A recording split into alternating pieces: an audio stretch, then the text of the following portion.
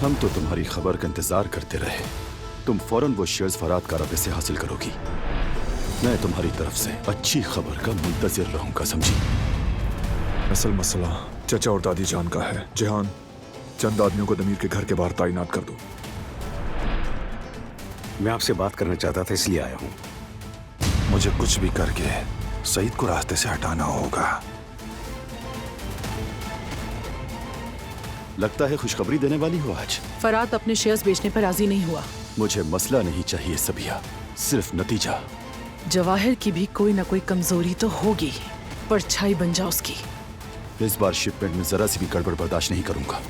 जिस काम में हमारा हाथ लग जाए उसमें मसला कहाँ होता है। अगर नहीं हुआ तो अंजाम के लिए तैयार रहना।